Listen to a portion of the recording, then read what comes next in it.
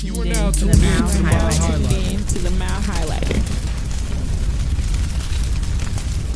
What's up, y'all? And thank you for tuning into the Mile Highlighter.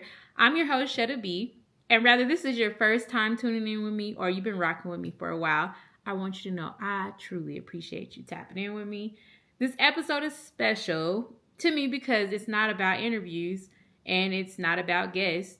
It's about me reintroducing myself because life has happened, growth has happened, and sometimes just pausing and actually reintroducing yourself even to yourself is very much needed. So let's get into it. Before photography, before podcasting, before my studios, before branding, I was just someone who supported creatives. If you made clothes, I supported. You cooked, you had a small business, I was just into it. I love people who create. Back in 2013, I was a year into living into LA. I met a lot of creatives there. And I just was like, dang, I think that everybody needs to meet everybody. Or my friend in Denver needs to know my friend in LA. My friend in Oklahoma needs to know my friend in Denver because they have something that both of them can benefit to make their small business or up and coming artistry pop off. So I decided to create a online website or an online magazine called The Get Off with Shetta Blanco, which focused on highlighting up-and-coming artists and small businesses. I wasn't just focused on one city. Like I said, I was spotlighting creators from Denver, LA, Oklahoma City, Chicago, Peoria, Atlanta. I saw talent everywhere, but not enough platforms. I do believe that in 2013 I was ahead of my time because right now we have so many networking groups and Black-owned business groups where you can just kind of access everyone and reach out to them, TikTok, things like that. And 2013 we didn't have that much, so I was trying to create that for us. And instead of complaining about it, I just went and made me a little website, got me a little group together, and we start trying to do our thing. The magazine wasn't about money because we did not make any money. It wasn't about clout, and it was just like about visibility. The Get Off with Shetta Blanco was more of me just saying, I see you and your work matters. We need it. Someone needs it. Where are you at? Come here. From the magazine, though, a mixtape was born. Yes, I produced a mixtape. I got people together to create a mixtape, which showcased a lot of the artists and producers and DJs and graphic designers, which I feel like was necessary. We amplified voices that deserve to be heard with this mixtape. The Maha mixtape also is the birth of the start of the Mile Highlighter podcast. But we'll get into that in a minute. But before I get too far into this, I do want to thank everyone that poured into me in 2013. Everyone, all the artists and up-and-coming businesses that allowed me to interview them and showcase them on my website.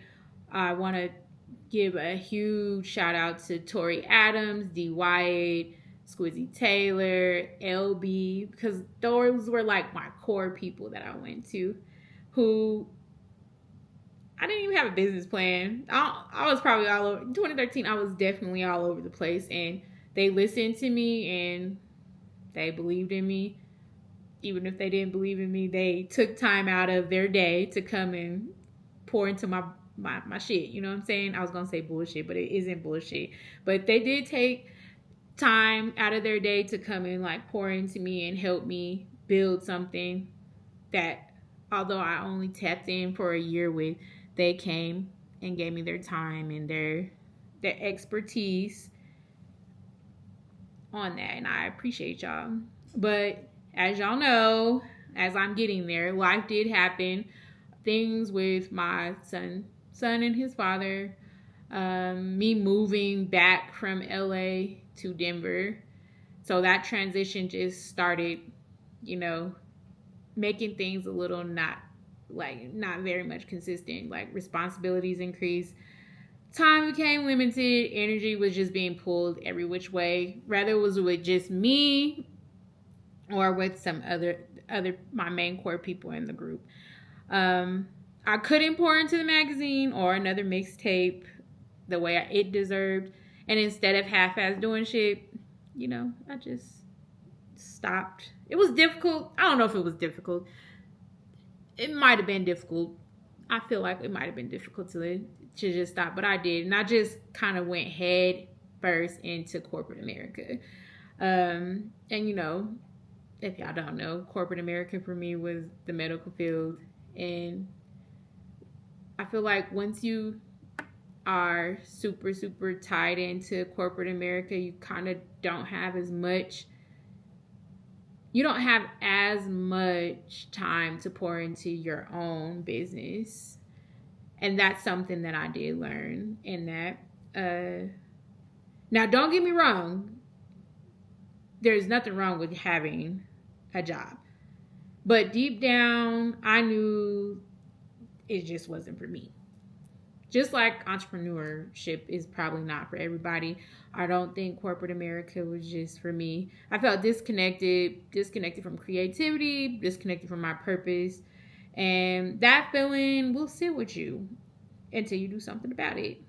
But while I was sitting in it, I did learn that sometimes like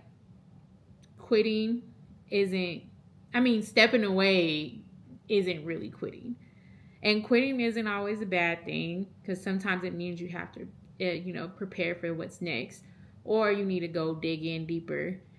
So if you've ever had to pause something you loved, I just want you to know that you're not behind and you're not late.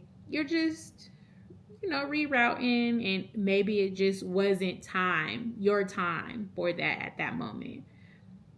But before I do wrap up this episode, I do want y'all to think about this question.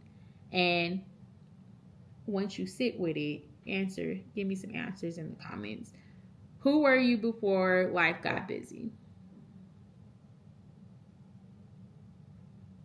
Yeah, who were you before life got busy?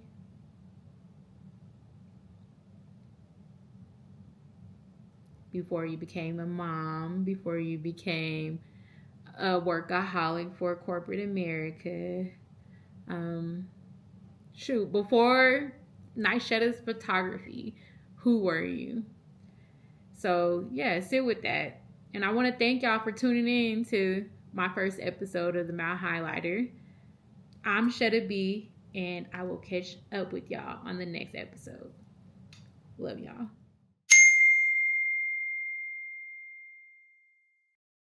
Now tuned in to the Mouth Highlighter.